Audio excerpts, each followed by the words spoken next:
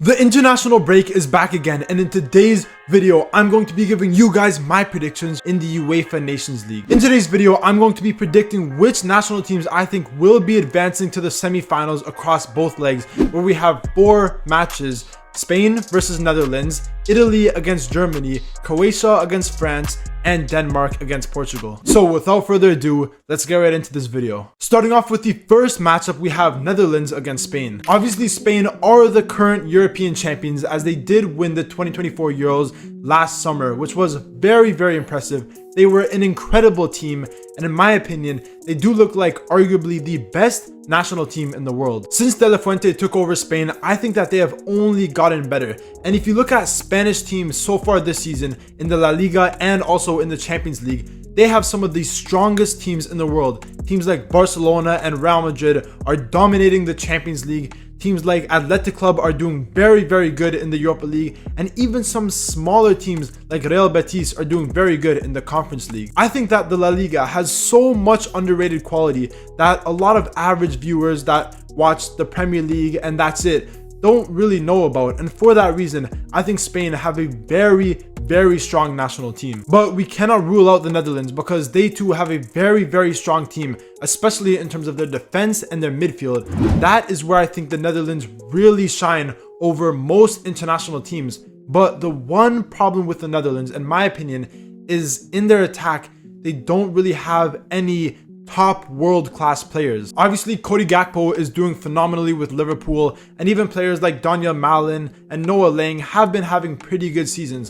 But if we look at some other players, they haven't really been performing to the best of their abilities. And if you compare Netherlands' attack to the likes of Spain's attack, with players like Lamine Yamal, Morata, and so many proven players, I think Spain is 100% clear of them. With the first leg being played in the Netherlands, I think it will be a very, very tight match, and it could honestly end in a draw. But in the second leg, with Spain having that home advantage, I think it would be pretty comfortable for Spain to win by multiple goals in that second leg, and for that reason, I do think Spain will advance into the semi-finals.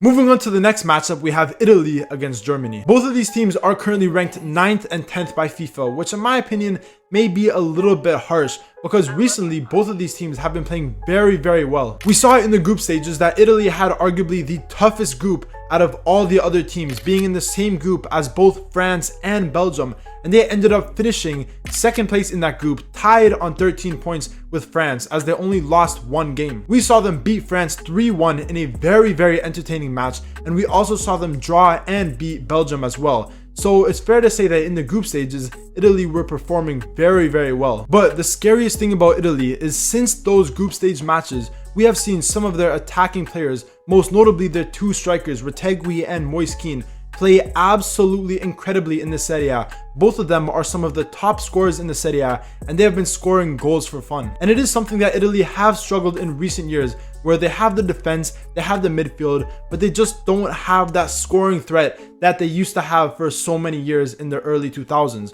But with Retegui and Moise Kean playing very, very well this season, I think this could be a new Italy. Speaking more on Germany, in the group stage, they did do very, very well, and they finished in first place with 14 points, finishing above both Netherlands and Hungary, who are also very good teams. Germany do have a very, very good squad under Julian Nagelsmann, where in the defense, we see some amazing players like Antonio Rudiger, Nico Slotterbeck, Jonathan Tah, and some other great players. But in the midfield is where Germany really shines, with the likes of Musiala and Wirtz playing together, with Joshua Kimmich being that defensive-minded midfielder. In my opinion, they have arguably the best midfield lineup out of any other national team. Now, if we look back to the Euros, in my opinion, Germany were a little bit disappointing, and I think they could have gone a little bit further. But obviously, they did end up losing to Spain, who eventually did end up winning the Euros, so you can't really blame them. But in this matchup, I think it will be very, very close. I think this really depends on how you use the home advantage. I think Italy at home will be very, very tough for Germany. And if Italy can win that game 2-1, maybe 3-1, and have a nice 2-goal cushion going into the second leg, I think they can definitely go through. But if Germany come out with even a draw in Italy, Germany will 100% move on. As an Italian fan, I have to predict Italy to go to the semi-finals, but it will be very, very tough, and Germany are a really strong team. Moving on to the next matchup, we have Croatia against France. If we look back in the group stages, Croatia ended up finishing second place in their group behind Portugal, having gotten 2 wins, 2 draws, and 2 losses, while France finished first place, tied on points with Italy in the second group. Talking a little bit more about Croatia, they obviously have a very good team, a very underrated team, and obviously within the last decade, we've seen them in loads of international competitions perform much better than what most people expected. We've seen them in the World Cup final, we've seen them in Euros play absolutely incredible, and even in this Nations League, they could obviously play very well once again. The one problem, in my opinion, with Croatia's current set of players is that they do have an aging squad. Obviously, they have some incredible players playing across loads of different teams in the top 5 leagues, but a lot of their best players in the defense, in the midfield, and especially in the attack are aging players. And for that reason, I think they might be outrun by France's incredible young players and their incredible pace. If you look at France player for player, they definitely have the best squad in the world. If you look at their defense, we see players like Konate,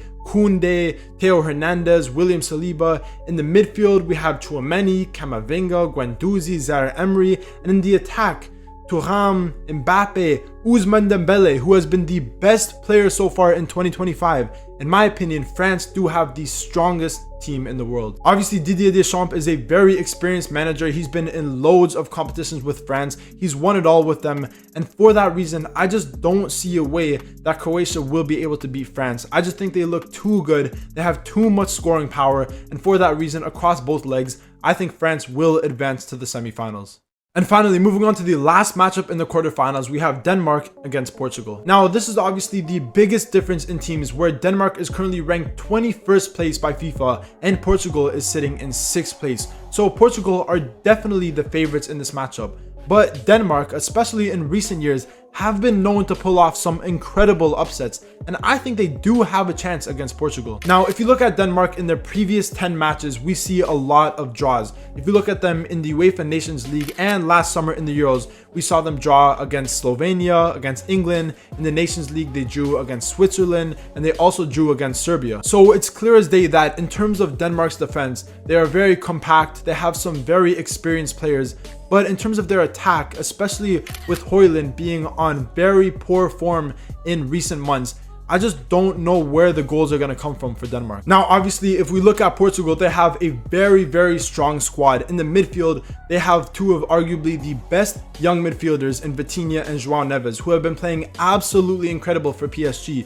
But even in the defense, in the attack, they have some very good players and also some very good youngsters as well. Now, under Roberto Martinez, it is a little bit tough to say whether Portugal will perform or whether they will disappoint, because obviously with Belgium, Roberto Martinez disappointed a lot of people. But in this match against Denmark, I think Portugal definitely have the upper hand. I think in the first leg with Denmark playing at home, it will be very tough for Portugal and they may struggle a little bit. But in general, across both legs, I think they will definitely advance to the semifinals.